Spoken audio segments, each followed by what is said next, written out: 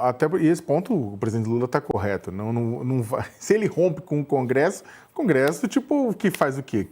Começa a trilhar um caminho em direção ao quê? O impeachment ou a inviabilização do seu governo, né? A gente já viu o que acontece quando uma presidente perde e que as pontes com o Congresso acabam implodidas, ou perde o apoio de forma estrutural do Congresso. Dilma Rousseff sofreu impeachment. Dilma não é Lula, Lula tem um capital político maior, né? Inclusive emprestou a Dilma esse capital político nesse processo da eleição, só que mesmo assim o Lula ele não está imune ao que pode acontecer caso o Congresso resolva dar um cavalo de pau. Lembrando, inclusive, que você tem nessa tríade do Congresso pessoas de partidos que estão e não estão no governo. Você tem o Arthur Lira, você tem Ciro Nogueira, você tem Eduardo Cunha, que foi um dos articuladores, inclusive, da eleição do próprio Mota e que agora, por mais que não seja deputado, ele está articulando, está com a família lá representada no Congresso Nacional e está articulando. Cunha esse que foi algoz, que foi carrasco de Dilma Rousseff. O Lula ele tem razão, ele não dá, a ideia não é comprar, não vai aprofundar a guerra, não vai sugerir um rompimento com o Congresso Nacional. Não, está vivendo uma crise, eu acredito que essa crise ela não vai se prolongar, quer dizer, ela vai se manter crônica, mas não aguda, né? Ela vai ter essa crise, essa situação, ela vai se manter até o final do governo dele, não tenha dúvida nenhuma, com partidos como União Brasil, como o PP, que estão no governo e não estão ao mesmo tempo, né? É a base de Schrödinger, não tem o gato de Schrödinger que tá vivo e morto ao mesmo tempo, questões de teoria de física quântica, você tem a base de Schrödinger, que está dentro e está fora do governo ao mesmo tempo. E não é base ao mesmo tempo. Agora, se beneficia dos cargos, se beneficia dos recursos, se beneficia de tudo isso mais. O Lula não vai bater de frente, tem projetos importantes, que inclusive tem o apoio de uma parte significativa dos congressistas, dos parlamentares, como inclusive a questão da isenção de quem ganha até 5 mil cascalhos por mês. Isso aí eu acho que vai passar, até porque os deputados que votarem contra isso vão ter problema nas eleições do ano que vem, não tenha dúvida nenhuma. A vida do Lula vai ser muito difícil de agora em diante. Para não ser mais difícil, ele vai fazer o quê? Ele vai tentar articular, navegar nessas águas, mas ao mesmo tempo levar até o Supremo Tribunal Federal, e aí eu termino dizendo isso, porque o presidente também não tinha muito jeito. Se ele simplesmente abaixa a cabeça, o Congresso sente o cheiro de sangue na água e vai atrás. E aí que vai se esfolar mesmo. E aí vai se esfolar. E aí o presidente falou assim, o presidente tem a interpretação da lei, tem muitos juristas que colocam que, olha, o Planalto podem até discordar do aumento do IOF, mas fala, o Planalto e o Poder Executivo teria essa prerrogativa. Então, leva para o Supremo Tribunal Federal. E aí eu acho que tem um ponto interessante que é o seguinte, agora até o Hugo Mota está tentando baixar um pouco a fervura lá de Lisboa, e o Gilmar Palusa, esse encontro dos políticos em Lisboa, né, por mais que seja questionável, ajuda também, de certa forma, a tirar um pouco o foco, né,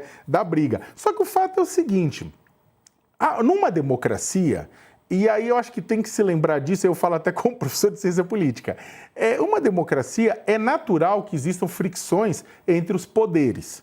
Isso é natural, faz parte do processo. Inclusive, quando não há fricção, é que normalmente um poder acabou engorfando o outro por algum motivo. O fato é que é natural que sejam fricções entre os poderes e o judiciário está exatamente aí para decidir e balancear essa relação entre o executivo e o legislativo. Isso aí é previsto em lei. A pessoa fala, meu Deus, levou para o Supremo, faz parte do jogo. É que, na atual circunstância, com todas essas brigas, né, é claro que levar para o judiciário levanta fervura, muita gente na Câmara, mas, por incrível que pareça, levar para o judiciário o pau que comeu é que nem você puxar para um juiz e falar assim, foi gol ou não foi, ou leva para o VAR. Ou seja, neste exato momento, o VAR está com o Alexandre de Moraes. Vamos ver o que o Alexandre de Moraes vai decidir no VAR da política. Enquanto isso, uma apuração da Amanda Klein diz que o presidente Lula falou com aliados que vai procurar Mota e também o Alcolumbre. Segundo quem conversou ali com a Amanda Klein, colunista, apresentadora, aqui nossa colega do UOL, o presidente Lula lembrou que abraçou os dois meninos com carinho e levou os dois para viajar. Segundo essas fontes, Lula não tem interesse em estender nem aprofundar qualquer tipo de distanciamento ou diáspora com os presidentes da Câmara e do Senado. Os bombeiros já estão em ação, Carla Araújo. É mais ou menos, né? Eu acho que tem aí. O presidente Lula mesmo, né, também na entrevista ali hoje na Rádio Bahia falou do Mota especificamente, de que ele iria. Ele foi para a Argentina, o presidente hoje, vai na sequência para o Rio, para a reunião dos BRICS, e na volta a Brasília, que ele iria voltar a esse diálogo. Porque, como o Saka falou, não tem como romper completamente, o governo não ganha nada com isso, né? Então tem que conseguir dialogar. Aí, duas informações que eu acho que são importantes da gente colocar sobre isso. Ontem a Folha de São Paulo deu aqui que no Supremo Tribunal Federal essa questão do IOF pode acabar caindo para uma mesa de conciliação ali. Então, isso poderia enrolar um pouco mais o processo. Ou não, tem que ver se o Alexandre de Moraes, que como o Saka falou, tá com a bola aí, vai tomar alguma decisão. É que tem gente que acha que isso pode acirrar um pouco mais o que nesse momento estão entendendo como a fervura baixando, né? E aí tem uma outra coisa que eu conversei ontem, eu e o Lucas, a gente estava nos cafés ali no Planalto, que tem uma outra cartinha que está nessa mesa, digamos assim, que o presidente Lula poderia usar ou não, se ele quisesse, caso escalasse, mas eu digo assim, não há muita vantagem, aparentemente. Mas que casaria com o discurso que ele tem feito, que agora o governo vai começar a bater mesmo, de que ele está fazendo a justiça social. Está na mesa do presidente, ele tem que decidir até o dia 16 de julho a sanção do projeto que aumenta o número de deputados, né? E que foi aprovado pelo Congresso aí nessa semana, digamos, de traição e tudo mais. Mas essa questão é uma matéria da casa, né? O Supremo tomou uma decisão pedindo para ajustar algumas disparidades no Congresso, e o Congresso, ao invés de ajustar, falou: não, se for para ajustar, a gente aumenta as vagas. O Senado foi lá e chancelou, enfim, está na mesa do presidente para sancionar esse projeto. O que tem ali na ala dos bombeiros que você falou? Tem tudo em volta do presidente Lula, né? Bombeiros e incendiários, tem de monte. Até estava brincando esses dias, alguém falando, os conselhos que o Lula recebe. Eu falei, nossa, são muitos, de todas as vertentes.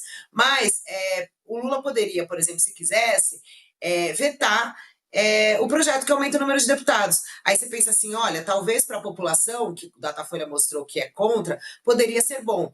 Mas será que vale a pena aumentar ainda a briga?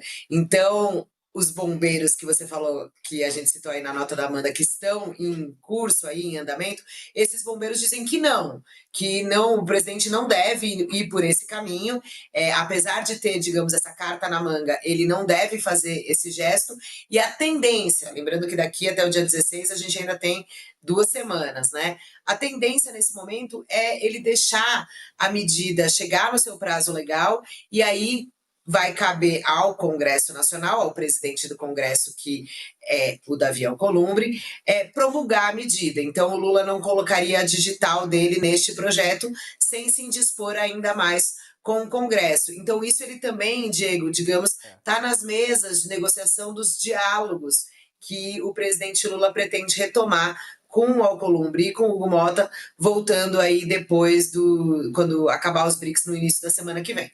Verdade. O ministro da Fazenda, Fernando Haddad, disse hoje em Buenos Aires que não há crise com o Congresso no caso do IOF. Ele participou do primeiro dia do encontro do Mercosul ao lado de outros colegas, dos outros países do bloco e presidente